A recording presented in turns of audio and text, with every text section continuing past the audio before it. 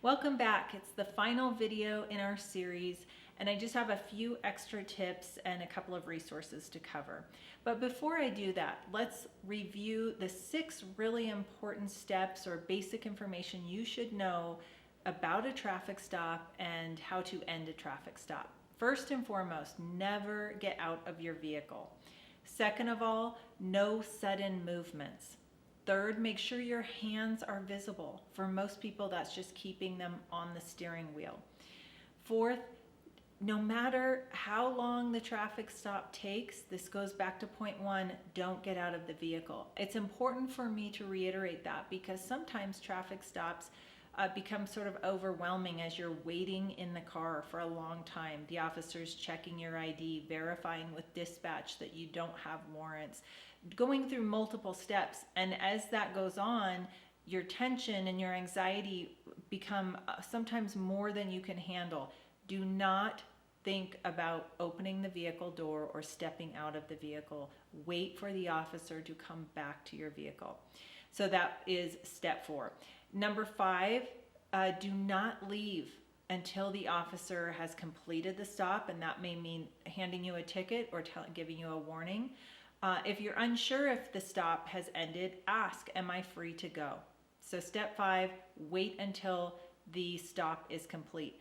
Now step 6, I'm going to add because I think it's so important that a lot of driver's ed don't cover this, and other resources don't really talk about this, but a traffic stop is incredibly anxiety producing. So you need to take a moment to calm down, collect your thoughts, perhaps reorganize in your vehicle, put your license away.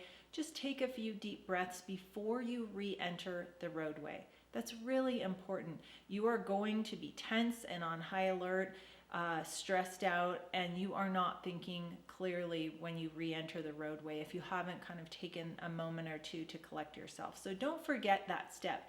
Try to take a few deep breaths and be calm. Even if the officer has pulled away and you're still on the side of the road, that's okay. Calm down before you re-enter the roadway. Remember, also, it's really critical that while you're practicing these steps, no road stop will be identical. But you have to understand you are empowered by practicing. You know what is expected of you. You can now anticipate questions that will be coming your way. And so realize, even if a traffic stop doesn't start the same way some of our videos have or things that I've discussed, you still have tools. You still have practice, so you will be prepared. Just remember to stay calm and follow those steps. Don't get out of the vehicle. And it's also important if you're stopped at night. This is something we didn't cover in our sample video because it was during the day, but at night, that can overwhelm folks who have sensory disorder because the flashlight that the officer carries is often so bright, and the contrast in the dark and feeling disoriented can overwhelm some people. So I highly suggest when you are practicing a road stop, you definitely practice a nighttime stop. Have a friend or family member come to the side of your vehicle with a very bright flashlight. See how that feels and test your sensory load there. Is that overwhelming for you? Are you unable to kind of collect yourself and think of all the tools that you've already learned? And that's okay. Maybe you feel comfortable to drive during the day, but at night you just aren't really ready to cross that, risk that at that point, and that's fine. But it's really important that you are aware of that. For those of us who don't have sensory challenges, it's still a stressful event. Those bright lights, the sirens, and then having a very bright flashlight right next to your face, shining into your driver's space. It just can be overwhelming. So don't forget to practice that. That's really critical so that you know how you personally will react to that. When you go to practice your road stop, remember to use the vocabulary that an officer would use. So if you typically refer to your driver's license as an ID, try to practice using the word driver's license and vehicle rather than car, just so that you don't get thrown off when you actually have a traffic stop. And an additional helpful thing you can do is to download an app on your phone. So if you want to have that sensation of sirens and lights, it's best to use this in the evening, where you can put your phone in the back of your vehicle and turn on that app so that you can experience that sensation of flashing lights and that sound, and kind of test whether that's just too much for you.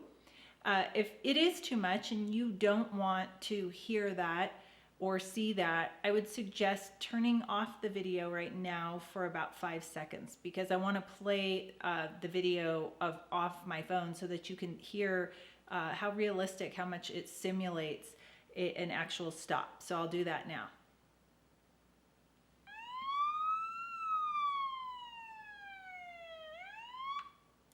So you can see that wouldn't be particularly helpful in the daytime. The lights aren't going to light up the back seat. But I do think it's something to add if you're practicing a nighttime stop, as we mentioned with the flashlight, which can be very disorienting when shined through the driver's side, certainly if it gets you in the face. So those kind of things are the next step. If you're practicing your road stop and you want to practice an evening road stop, you may want to download that app so you really get that sensation of sirens, lights, and a flashlight coming into the driver's side. Finally, if you still want more resources, you are feeling like you want a one-on-one instructor, or you need a better school driver's ed situation, I would reach out to ADED. That's the Association of Driver Rehabilitation Specialists. They do a tremendous amount of training for occupational therapists and other therapists out there who are able to assist people to get back into the driver's seat and adjust their vehicle if need be.